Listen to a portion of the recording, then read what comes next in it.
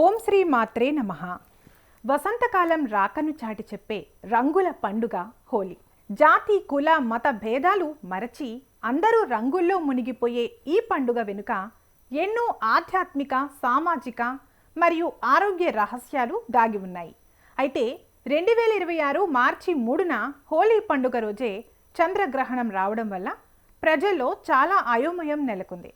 అసలు హోలీ ఎందుకు జరుపుకోవాలి, ఎలా జరుపుకోవాలి, గ్రహణం రోజున పండుగ జరుపుకోవచ్చా లేదా అనే విషయాల గురించి వివరంగా తెలుసుకుందాం. వీడియోని ఎక్కడ స్కిప్ చేయకుండా పూర్తిగా చూడండి. హోలీ పండుగ వెనుక ప్రధానంగా 3 అద్భుతమైన కథలు ఉన్నాయి. ఇవి మనకు ధర్మాన్ని, భక్తిని, ప్రేమను బోధిస్తాయి. హిరణ్యకశిపుడు అనే రాక్షస రాజు తన కుమారుడైన ప్రహ్లాదుడిని చంపడానికి తన చెల్లెలు హోలిక సహాయం కోరతాడు. హోలికకు మంటల్లో కాలిపోని వరం ఉంటుంది. ఆమె ప్రహ్లాదుడిని ఒడిలో కూర్చోబెట్టుకుని మంటల్లో కూర్చుంటుంది.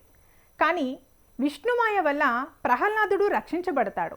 రాక్షసి అయిన హోలిక కాలి బూడిదవుతుంది. ఈ చెడుపై మంచి సాధించిన విజయాన్ని పురస్కరించుకుని హోలీ జరుపుకుంటారు. పరమశివుని తపస్సును భంగం కలిగించడానికి ప్రయత్నించిన మన్మధుడిని శివుడు తన 3వ కన్ను తెరిచి భస్మం చేస్తాడు.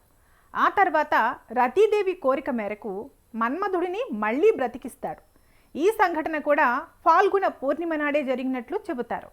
అందుకే దక్షిణ భారతదేశంలో దీనిని కామదహనం అని కూడా పిలుస్తారు. బృందావనంలో కృష్ణుడు గోపికలతో, రాధతో కలిసి రంగులు చల్లుకుని ఆడుకునేవాడని పురాణాలు చెబుతున్నాయి. ప్రకృతిలో వచ్చే మార్పులకు అనుగుణంగా మనసులో ఉన్న విద్వేషాలను తొలగించి ప్రేమను నింపడానికి రంగుల ఆట ఒక సంకేతం. హోలీ అనేది కేవలం రంగులు చల్లుకోవడం మాత్రమే కాదు, దానికి ఒక పద్ధతి ఉంది. హోలీ పండుగకు ముందు రోజు రాత్రి కట్టెలు, పిడకలతో పెద్ద మంట వేస్తారు. మనలో ఉన్న కామ, క్రోధ, లోభ, మోహాలను ఆ మంటల్లో వేసి దహనం చేయాలన్నది దీని అంతరార్థం. ఆ మంట చుట్టూ ప్రదక్షిణలు చేయటం వల్ల ఆరోగ్యం మెరుగుపడుతుందని నమ్మకం. మరుసటి రోజు ఉదయం రంగులు చల్లుకుంటారు. పూర్వకాలంలో మోదుగ పూలు, పసుపు, కుంకుమ వంటి సహజ సిద్ధమైన రంగులను వాడేవారు. ఇవి చర్మ వ్యాధులను నివారించేవి. శత్రువులైనా సరే ఈరోజు కౌగులించుకుని శుభాకాంక్షలు తెలుపుకుంటారు. ఇంటికి వచ్చిన వారికి గుజియా, పానకాలు ఇచ్చి ఆదరిస్తారు. మరి గ్రహణం రోజున హోలీ జరుపుకోవచ్చా? 2026 మార్చి 3న పూర్ణచంద్రగ్రహణం సంభవిస్తోంది. భారత కాలమానం ప్రకారం ఈ గ్రహణం మధ్యాహ్నం 2:14 ప్రారంభమై రాత్రి 8:10 వరకు ఉంటుంది. శాస్త్రం ప్రకారం గ్రహణ సమయం మరియు దానికి ముందున్న 9 గంటల సమయాన్ని సూతకం అంటారు. గ్రహణ సూతకం ప్రారంభమైన తర్వాత ఎలాంటి శుభకార్యాలు చేయకూడదు, దేవుడిని తాకకూడదు, ఆహారం తీసుకోకూడదు.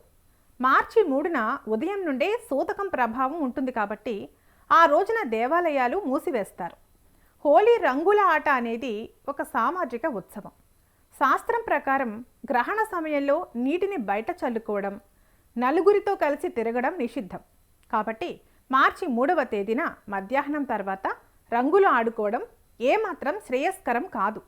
ఒకవేళ మీరు హోలీ జరుపుకోవాలి అనుకుంటే మార్చి 3వ తేదీ ఉదయం 9 గంటలకు ముందే రంగుల ఆట ముగించుకోవడం ఉత్తమం. ఆ తర్వాత స్నానం చేసి ఇంటిని శుద్ధి చేసుకుని గ్రహణ నియమాలను పాటించాలి. గ్రహణం రోజు హోలీ ఆడితే ఏమవుతుంది?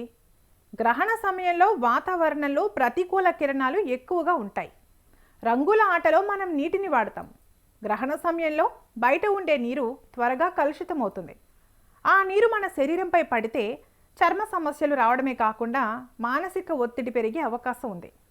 ముఖ్యంగా గర్భిణీ స్త్రీలు ఆ రోజు అస్సలు బయటకు రాకూడదు. రంగుల ఆటలో ఉండే సందడి, రసాయనాలు మరియు గ్రహణ ప్రభావం శిశువుపై ప్రతికూల ప్రభావం చూపే అవకాశం ఉంది. పిల్లలకు కూడా రోగనిరోధక శక్తి తక్కువగా ఉంటుంది కాబట్టి వారిని ఇంట్లోనే ఉంచడం మంచిది. హోలీ రోజున ఏం చేయాలి, ఏం చేయకూడదు, చేయాల్సిన పనులేంటి అన్న విషయాలను పూర్తిగా తెలుసుకుందాం. హోలికా దహనం నియమబద్ధంగా చేసుకోవచ్చు. గ్రహణ సమయంలో మంత్రజపం, ధ్యానం చేయాలి. గ్రహణం ముగిసిన తర్వాత స్నానం చేసి దాన ధర్మాలు చేయాలి. మధ్యాహ్నం తర్వాత రంగులు చల్లుకోకూడదు. బయట ఆహారం, భోజనాలు చేయకూడదు. గ్రహణ సమయంలో నిద్రపోకూడదు. రంగుల పండుగ అనేది ఆనందం కోసం జరుపుకునేది. కానీ ఆరోగ్యమే మహాభాగ్యం. గ్రహణం అనేది ఒక శక్తివంతమైన ఖగోళ మార్పు. ఆ సమయంలో ప్రకృతి నియమాలకు విరుద్ధంగా వెళ్ళి పండుగ జరుపుకోవడం వల్ల మనకు వచ్చే లాభం కంటే నష్టమే ఎక్కువ. హోలీ పండుగను ఒకరోజు ముందే లేదా మార్చి 3 ఉదయాన్నే కొద్దిసేపు జరుపుకుని మిగిలిన సమయం దైవ చింతనలో గడపండి. దీనివల్ల పండుగ ఆనందంతో పాటు గ్రహణ దోషం లేకుండా దైవ అనుగ్రహం కూడా లభిస్తుంది. హోలీ అంటే మనలోని ద్వేషాన్ని కాల్చేసి ప్రేమను నింపుకునే పండుగ. 2026లో చంద్రగ్రహణం రావడం వల్ల మనం కొంచెం అప్రమత్తంగా ఉండాలి. నియమాలను పాటిస్తూ జరుపుకునే ఏ పండుగైనా మనకు మేలు చేస్తుంది. ఈ సమాచారాన్ని మీ స్నేహితులకు, కుటుంబ సభ్యులకు చేరవేసి వారిలో అవగాహన కల్పిస్తారని ఆశిస్తున్నాము. ఈ వీడియో మీకు నచ్చినట్లయితే వెంటనే లైక్ చేయండి, షేర్ చేయండి. ఇలాంటి మరిన్ని వీడియోల కోసం మా ఛానల్ను సబ్స్క్రైబ్ చేసుకుని బెల్ ఐకాన్ను నొక్కండి. దీని ద్వారా మేము చేసే ప్రతి వీడియో మీకు నోటిఫికేషన్ రూపంలో మీ వద్దకు చేరుతుంది. సర్వే జన సుఖినో భవంతు.